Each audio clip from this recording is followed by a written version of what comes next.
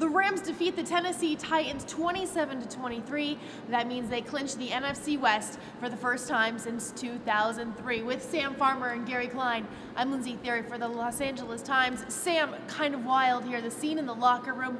Players were so excited, so happy. You didn't just feel like they won a title, but you feel like they won a title that they have been waiting for years and years, which in fact is the case. It goes back to 2003. Yeah, I was really surprised. Not surprised, but so much emotion in the locker room. We haven't seen that all season. They've been a very even-keeled team, but they had something to celebrate today. Gary, Sam said it, usually we go into that post-game locker room, no matter what the victory or the loss, they kind of just seem to be the same team. But today was really the first time that I think you could tell this team got over the hump, that they realized that they are actually legit contenders in the NFL.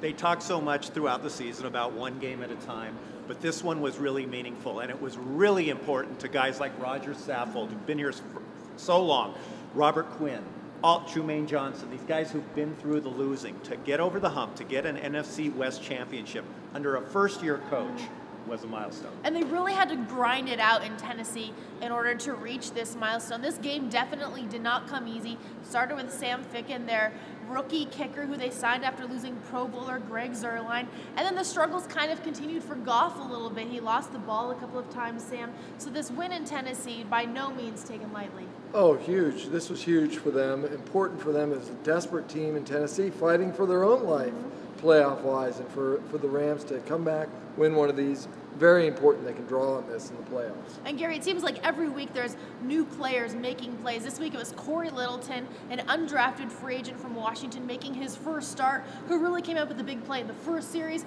and then the veteran player Connor Barwin, who closed it out on the final play for the defense. The defense really stepped up. Wade Phillips came in, keeps his streak alive of getting hired and getting a team to the playoffs. So you have guys like that, but then you also have the superstars, right? And he mentioned it. We were going to go this whole video rushing to the airport without mentioning Todd Gurley. Absolutely no, we weren't. I was going to mention Todd on the last Fantastic. one. Because everywhere you went in the locker room, players were saying, Todd Gurley for MVP, and Todd's walking around saying, who, me?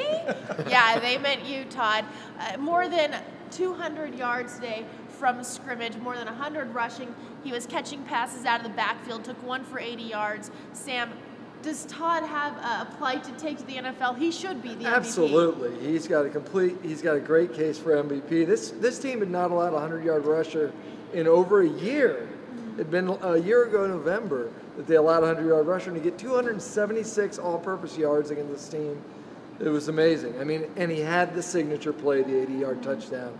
You could say that's his signature play of the year.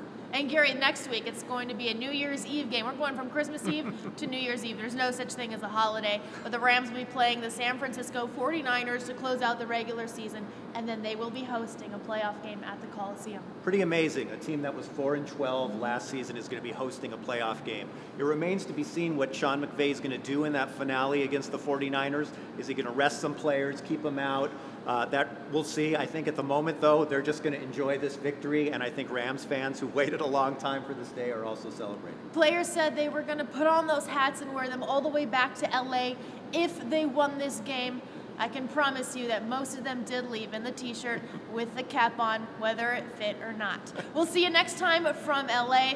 Have a great Christmas. Happy Christmas Eve. Merry Christmas. And now we are going to run to the airport.